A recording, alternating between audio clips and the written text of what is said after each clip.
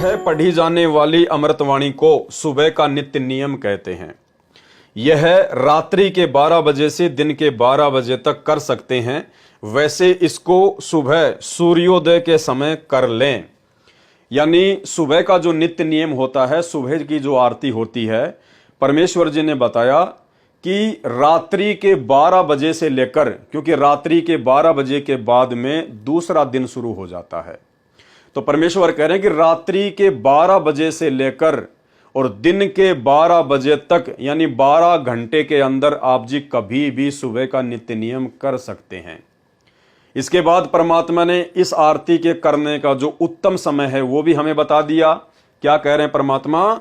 वैसे इसको सुबह सूर्योदय के समय कर लें, यानी सूर्य उदय होने से पहले पहले, जिसको हम लोग भोर का समय कहते हैं, उस समय हम इस आरती को कर लें।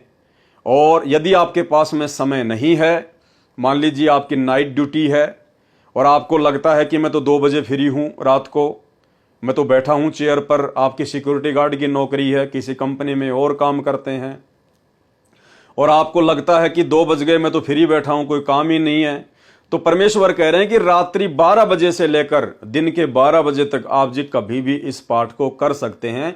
उसमें कोई दोष नहीं है, कोई नुकसान नहीं है, लाभ समान रूप से ही मिलेगा। लेकिन जिन भगत भाई बहनों के पास में समय है, तो परमेश्वर ने उनको ये भी आदेश दिया है कि आपने इस नित्य नियम को दिन के 12 बजे तक करने का नियम नहीं बनाना है। अगर आपके पास में समय है तो फिर आप इसको सूर्योदय के समय ही करें, आप इसको सूर्य उदय होने से पहले ही करें, जो कि इसका उत्तम समय है। सुबह पढ़ी जाने वाली अमृतवाणी को सुबह का नित्य नियम कहते हैं। यह रात्रि के 12 बजे से दिन के 12 बजे तक कर सकते हैं। वैसे इसको सुबह सूर्योदय के समय कर लें। नंबर 2 पर है दोपहर की आरती, असुर निकंदन रमैणी। असुर निकंदन रमैणी दिन के 12 बजे के बाद रात्रि के 12 बजे से पहले जब भी समय लगे किए जाने वाला पाठ है।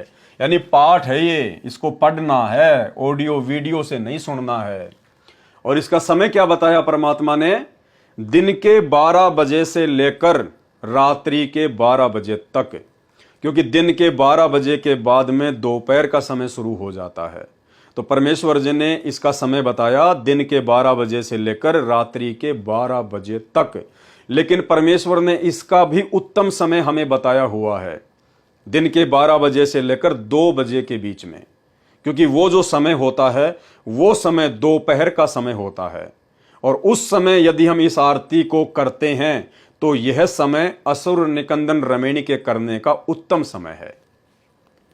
असुर निकंदन रमैणी दिन के 12 बजे के बाद रात्रि के 12 बजे से पहले जब भी समय लगे किया जाने वाला पाठ है।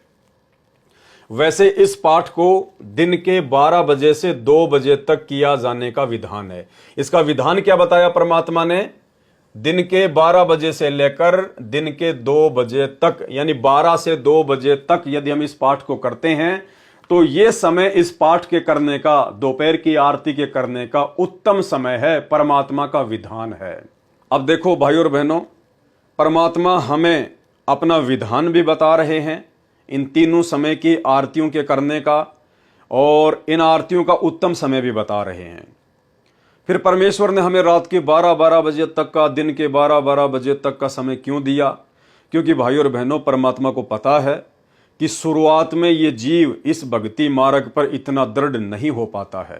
काल इस जीव को हर प्रकार के बंधनों में बांध के रखता है। जीव के पास में काल ने इतना समय नहीं छोड़ा जो इन आरतियों को परमेश्वर के विधान अनुसार वो शुरुआत में ही करना शुरू कर दे।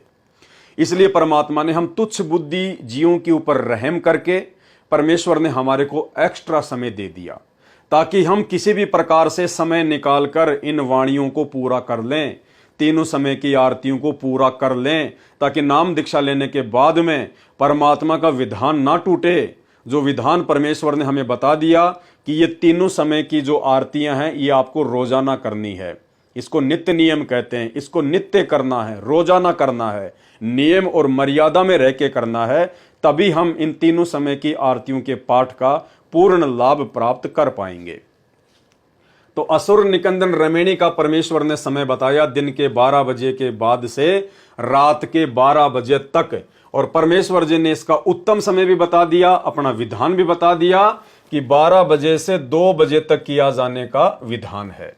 फिर भी कार्य की अधिकता से समय के अभाव में ऊपर लिखे समय में भी कर सकते हैं। यानी ये परमेश्वर ने हमें केवल एक ऑप्शन दिया है रात के 12 बजे तक का या दिन के 12 बजे तक का।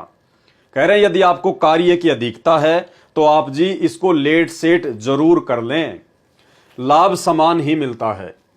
नंबर 3 पे है संध्या आरती। संध्या आरती यह पाठ शाम को सूर्यास्त के समय करना चाहिए। संध्या आरती का उत्तम समय क्या बताया परमात्मा ने? सूर्यास्त के समय, यानी जब सूर्य छिप जाता है, जब सूर्य अस्त हो जाता है, उस समय हमने संध्या आरती शुरू कर देनी चाहिए।